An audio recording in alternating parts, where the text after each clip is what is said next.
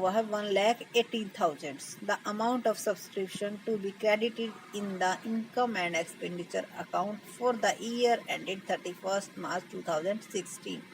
तो देखो इसमें सब्सक्रिप्शन रिसीव दिया हुआ है 1,80,000. इसमें से हम क्या करेंगे, पहले जो सब्सक्रिप्शन आउटस्टैंडिंग है 2015 का उसको लेस कर देंगे, यानी कि 45,000.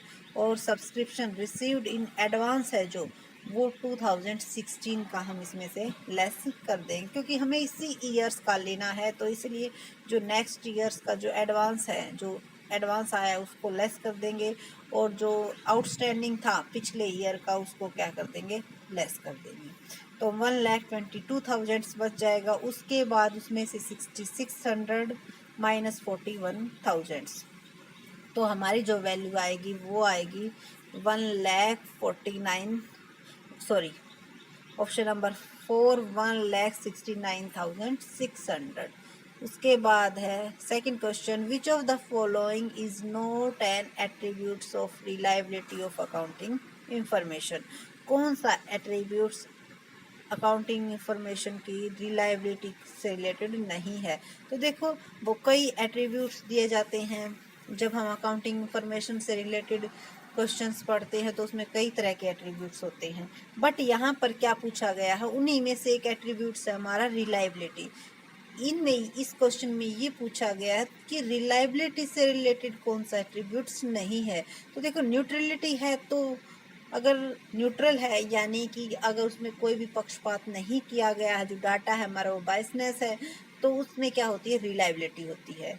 उसके बाद है वेरीफाइबिलिटी. देखो वेरीफाइबल भी होना चाहिए, यानी कि उसके वाउचर भी होने चाहिए. उसको क्या कर सके, हम ये बता सके कि हमने जो डाटा लिया है वो बिल्कुल ही सही है. उसे एक तरह से ये कह सकते हैं कि प्रूफ, उसके लिए हमारे पास क्या है, प्रूफ है. अगर किसी भी चीज़ का प्रूफ है तो जाहिर सी बात है उसमें रिलायबिलिटी होगी.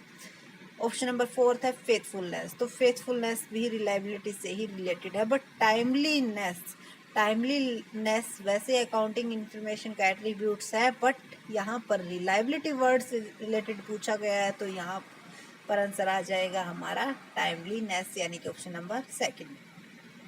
उसके बाद है विच of the following is correct. तो जो ऑपरेटिंग प्रॉफिट होता है उसको किस तरह से कैलकुलेट किया जाता है. नेट प्रॉफिट में अगर हम नॉन ऑपरेटिंग एक्सपेंसेस ऐड कर देंगे और नॉन ऑपरेटिंग इनकम्स लेस कर देंगे तो हमारा क्या बच जाएगा, ऑपरेटिंग प्रॉफिट.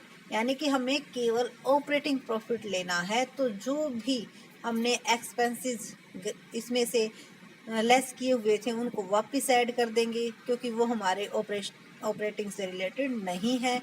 और जो नॉन ऑपरेटिंग इनकम हमने ऐड की हुई थी जिनसे हमारा प्रॉफिट ज़्यादा दिखा रहा था उसको हम क्या कर देंगे, लेस कर देंगे.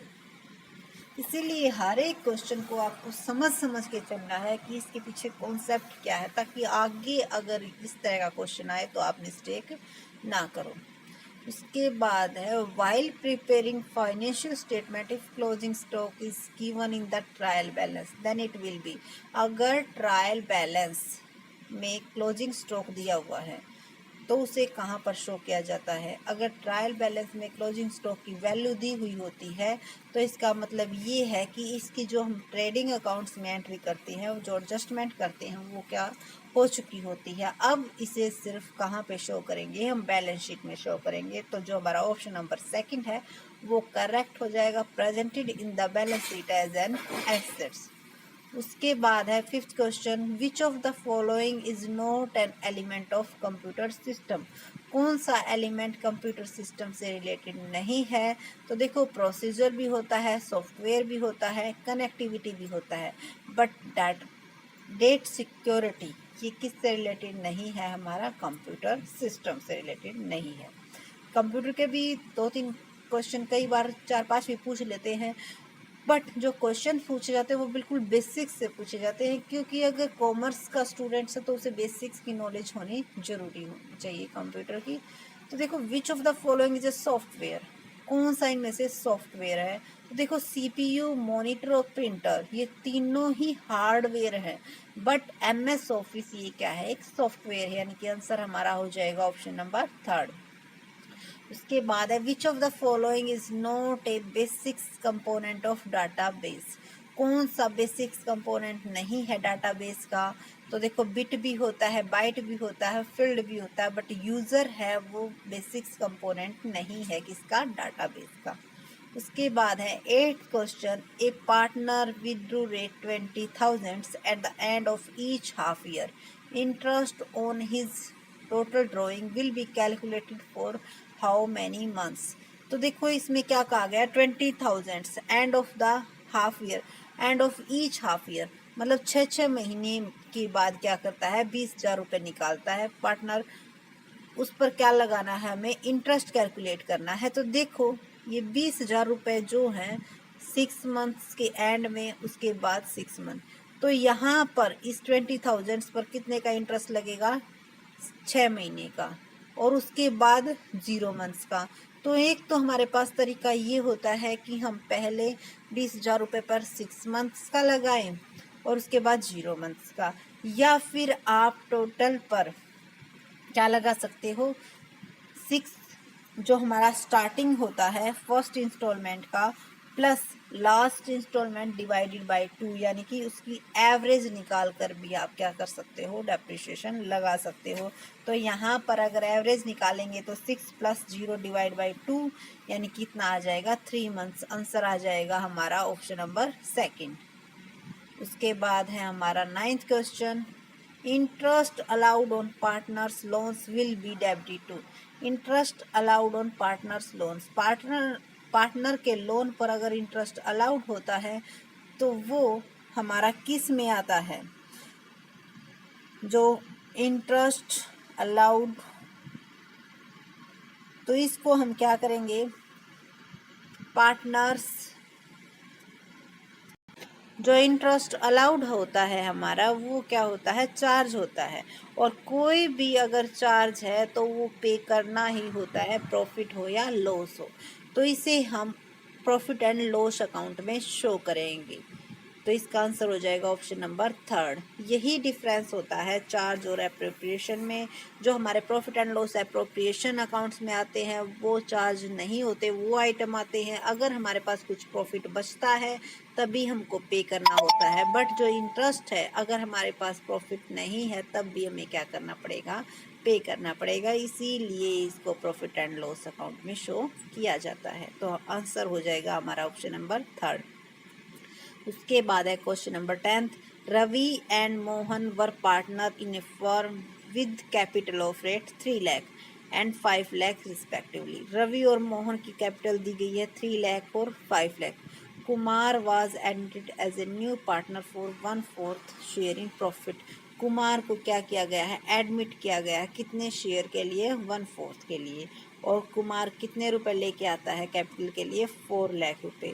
The value of goodwill of the firm will be, तो गुडविल की क्या वैल्यू निकल कर आएगी, देखो 1/4 लेके आता है तो पहले हम इसकी टोटल वैल्यू निकाल लेंगे। टोटल जो हमारी कैपिटल आएगी वो आएगी 3 लाख + 5 8, 8 + 4 12 लाख, 12 लाख आएगी। तो 12 लाख का अगर हम 1/4 निकालेंगे तो इसको लेके कितने आने थे, 3 लाख लेके आने थे, बट ये कितने लेके आया, 4 लाख, यानी कि 1 लाख रुपए एक के लिए लेके आया है। तो जो टोटल है वो कितना है, 4th पार्ट है। तो जो हमारी गुडविल की वैल्यू आ जाएगी वो कितनी आ जाएगी, 4 लाख, क्योंकि यहाँ पर गुडविल ऑफ द फर्म पूछा गया है। तो इसके जो हमारा आंसर आ जाएगा ऑप्शन नंबर फर्स्ट।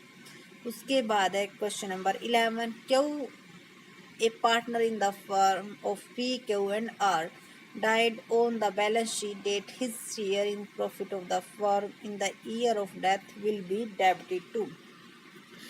तो किस में वो डेबिटेड किया जाएगा, अगर क्या हो जाती है, उसकी डेथ हो जाती है तो profit and loss appropriation accounts को क्या किया जाएगा, डेबिट किया जाएगा, यानी कि ऑप्शन नंबर सेकंड हमारा क्या हो जाएगा, आंसर हो जाएगा।